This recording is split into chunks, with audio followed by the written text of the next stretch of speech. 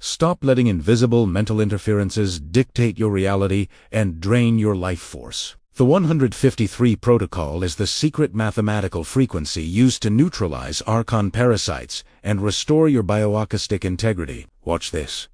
To learn the specific Aramaic vocalizations needed to transform your mind into an impenetrable fortress. Today, what the Gnostic tradition understood, and what institutional religion buried, is that 153 is not a count.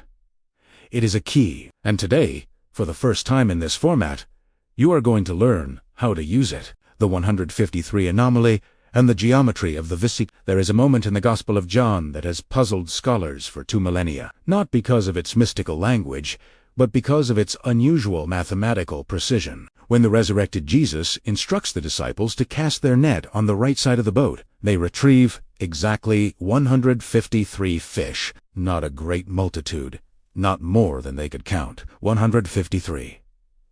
Ancient writers in the Hellenistic tradition never used specific numbers casually. Every precise figure in sacred literature was a cipher, a geometric coordinate pointing toward a deeper structural reality that the text alone could not contain. The number 153 carries a remarkable mathematical property that connects it directly to the ratio known as the Vesica Piscis, almond-shaped intersection created when two circles of equal radius overlap at each other's center. This form is the most ancient symbol in sacred geometry, appearing in the foundations of Euclidean mathematics, in Gothic cathedral windows, and in the architectural plans of temples aligned with stellar observation. The ratio embedded in the Vesica Piscis is 265 to 153, which yields an approximation of the square root of 3 to an accuracy that astonished Archimedes, who documented it in his own geometric studies as a boundary of rational approximation. What makes this ratio significant beyond pure mathematics is its relationship to the physics of wave propagation. The square root of 3 describes how a standing wave organizes itself within a bounded field, the precise geometry of how energy self-organizes when it meets resistance. In the human body, this manifests as the bioacoustic field, the electromagnetic envelope generated by the nervous system's electrical activity and maintained by the rhythmic coherence of the heart, the lungs, and the oscillating currents of the cerebrospinal fluid. The 153 ratio is not metaphor. It is the structural constant that describes how coherent energy holds its boundary against entropic interference. When the disciples pulled in 153 fish, they were not recording a miraculous catch for historical documentation. They were encoding a transmission. The net itself is a Vesica Piscis structure, an intersecting field, and the numbers sealed. Within it was the geometric signature of the firewall Jesus had demonstrated throughout his ministry, the capacity to remain in complete vibrational coherence while surrounded by chaotic and hostile frequencies. Every time he walked through a crowd undetected, every time he calmed a storm, every time he refused to absorb the emotional projections of those around him, he was demonstrating a field state described by this very ratio, and now that ratio is yours to understand and to activate. The Archontic signal and mental parasitism. The Gnostic cosmology that flourished in the first 3 centuries of the Common Era described the material world as a layered information architecture managed by intermediate intelligences called Archons, not supernatural demons in the medieval sense, but computational-level processes embedded in the structure of consensus reality that functioned to harvest and redirect human attention and emotional energy. The Nag Hammadi texts are specific about their methodology. Archons do not attack through force. They operate through mimicry, through counterfeit signals that resemble the human mind's own voice, making their interference indistinguishable from authentic, internal experience. In contemporary neurological language, what the Gnostics described as Archontic interference maps precisely onto what we now call default mode network hijacking, the process by which the brain's background processing generates self-referential thought loops that are functionally autonomous from conscious direction. These loops share several consistent signatures. They arrive with a sense of urgency that is disproportionate to their actual content. They carry an emotional charge, typically fear, shame, or generalized anxiety, that amplifies their signal strength and makes disengagement feel impossible. And they repeat with mechanical regularity, appearing at the same intervals in response to the same environmental triggers as if running from a fixed script.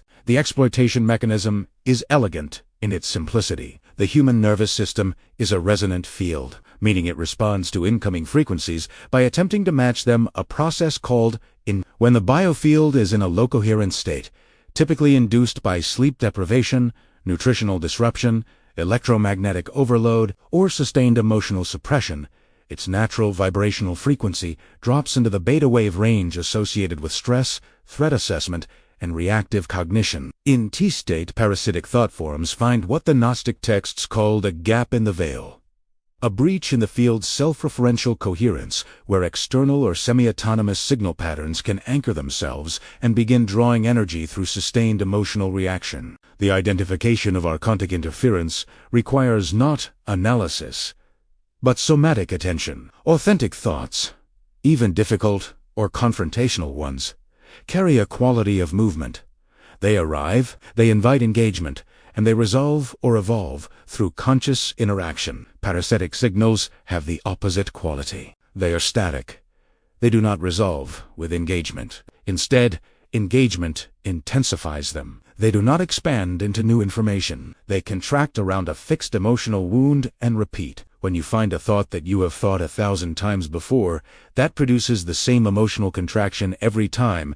That offers no new insight despite constant rehearsal. That is, the Archontic signal. And the 153 protocol was designed precisely to silence it. After this video was first shared, hundreds asked the same question: where can they go deeper? We put together a complete guide with everything you need. The link is in the comments. Aramaic vocalization as a quantum tuning fork language, in its original function, was never primarily a vehicle for semantic meaning. Before the reduction of speech to symbolic notation, vocalization was understood across every ancient tradition as a direct technology for altering the vibrational state of physical matter. The Aramaic that Jesus spoke was not a vernacular cousin of Biblical Hebrew accidentally picked up from neighboring cultures. It was a precision instrument, a phonetic system in which the consonantal roots carried geometric information encoded in the architecture of the sounds themselves, in the specific resonant chambers of the body, activated by each phoneme, in the breath patterns required for correct pronunciation, and in the harmonic overtones generated when these sounds were vocalized with sustained intention.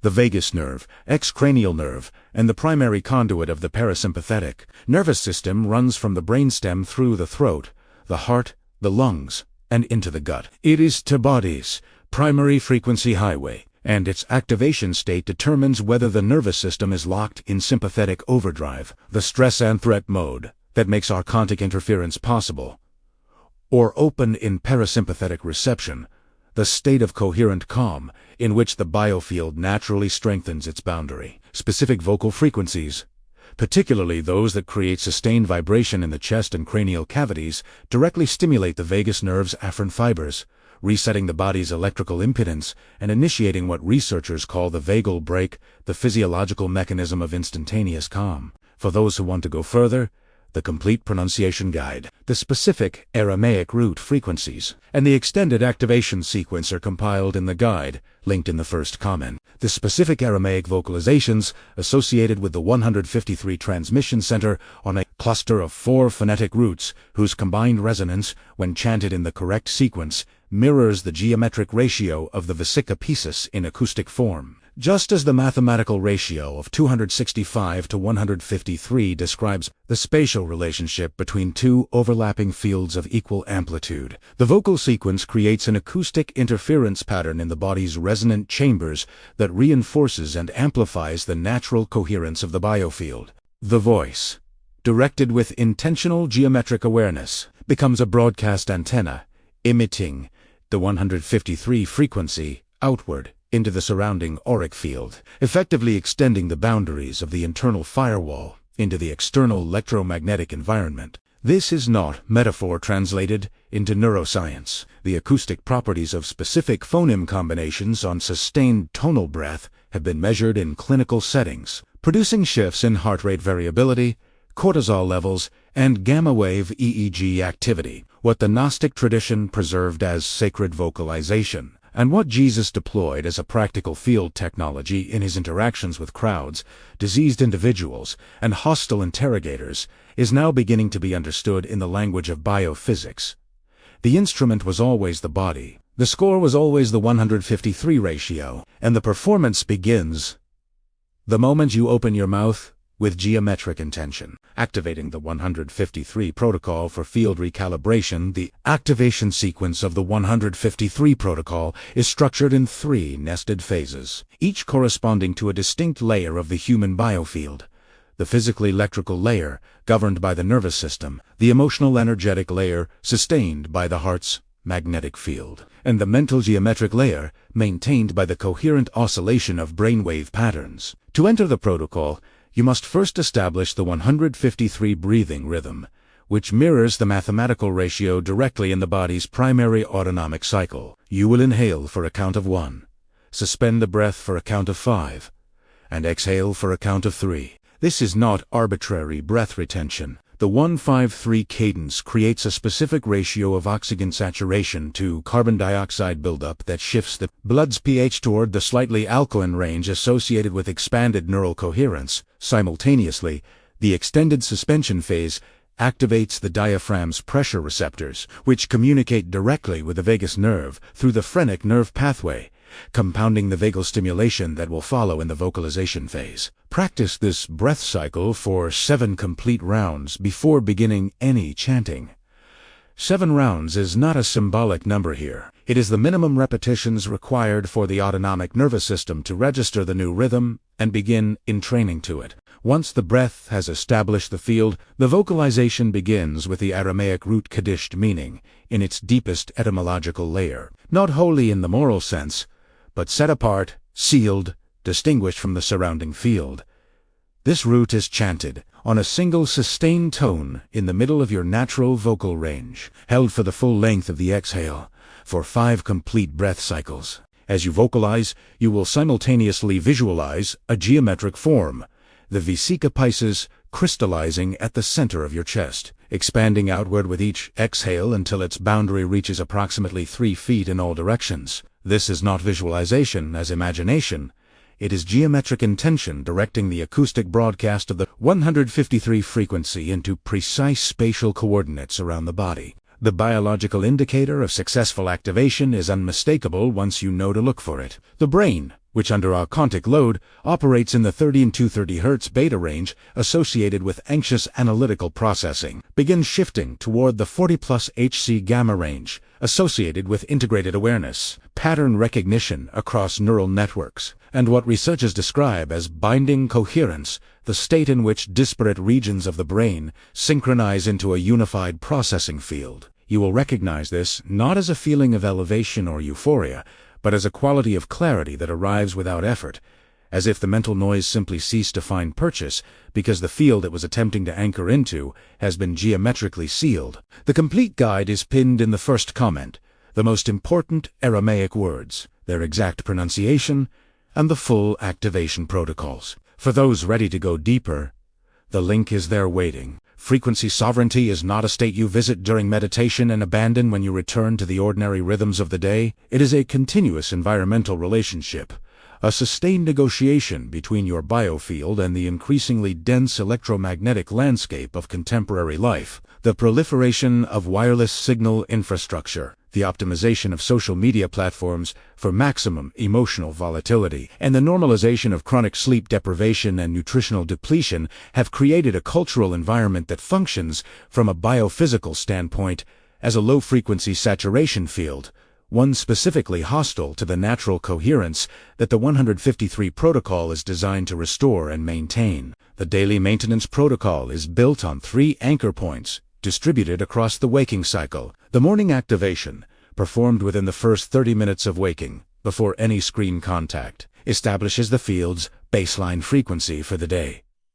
This is the most critical window. The nervous system, transitioning from the theta wave state of hypnagogic sleep into beta waking consciousness, is maximally plasticked. During this period, the most susceptible to both archonic entrainment and deliberate geometric recalibration. 7 breath cycles, followed by 3 repetitions of the kadished vocalization, will anchor the 153 field before it is exposed to the day's competing signals. The midday reset targets the primary vulnerability window that emerges between 11 in the morning and 2 in the afternoon, when cortisol levels naturally peak and the nervous system is most susceptible to reactive emotional intrusion. A single round of the breath cycle, combined with one silent internal repetition of the 153 ratio visualized as a geometric seal over the prefrontal cortex, requires less than 90 seconds and has a measurable effect on heart rate variability that persists for up to 40 minutes. The evening close, performed after the last screen contact of the day, functions as a field purge, releasing any parasitic signal patterns that may have partially anchored during exposure to digital and social environments. The long-term effects of sustained 153 alignment are not primarily experiential in the conventional spiritual sense. You will not necessarily feel transcendent. What you will notice, typically within 3 to 4 weeks of consistent practice, is an increasing difficulty for external emotional signals to penetrate your decisional field. Social engineering. The subtle manipulation of behavior through manufactured emotional states relies entirely on the target's biofield being in a state of low coherence and high reactivity. When the field is geometrically sealed, these signals arrive, are registered at the perceptual level, and are simply not absorbed. The Archontic harvest mechanism requires a resonant gap to work through. The 153 protocol closes that gap permanently for those who maintain the practice. This is what the Gnostics meant by gnosis, not esoteric knowledge as intellectual content, but the direct experiential recognition that you are a frequency field with the inherent capacity to determine what enters and what does not. Everything in this video is the foundation. The complete guide is pinned in the first comment, the most important Aramaic words, their exact pronunciation, and the full activation protocols. For those ready to go deeper, the link is there waiting for you. And if this activated something in you, what's your? Now, Cardio came into this video knowing that something in your mental experience was not fully yours, that certain thought patterns arrived with too much force, repeated with too much mechanical regularity, and drained too much energy to be explained by ordinary psychology alone. What you leave with is a framework precise enough to be useful and ancient enough to be trusted. The 153 is not a belief system. It is a geometric constant, embedded in the mathematics of wave coherence, verified in the proportions of sacred architecture across cultures, and encoded in a scriptural text by someone who understood the physics of consciousness far beyond the religious categories his followers would later construct around him. The Archontic interference model gives you a functional map of what you are dealing with.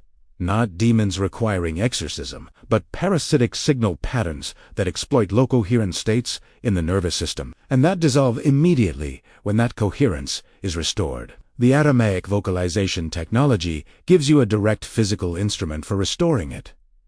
Not through belief, but through the acoustic and physiological mechanisms of vagal stimulation, respiratory patterning, and geometric field intention, and the daily maintenance protocol ensures that the restoration is not a temporary experience, but a permanent structural shift in how your biofield meets the world. This is what sovereignty looks like at the frequency level. Not power over others, not separation from the world, but the sealed, coherent, geometrically structured field of a nervous system that has reclaimed its native resonance. One that Archontic signals can approach, can circle, but can no longer enter. You have the ratio. You have the sound. You have the geometry. The only remaining step is the practice. If you felt a shift while watching, you are ready for what comes next. In the next video, we enter the Aramaic activation codes for healing, the precise frequency sequence Jesus used to restore the body at the cellular level. The same technology, a deeper transmission. Do not miss Italiano. Right now, before you close this video, speak the 4 words, Kadisht, then come to the comments and tell us, what did you feel? What shifted?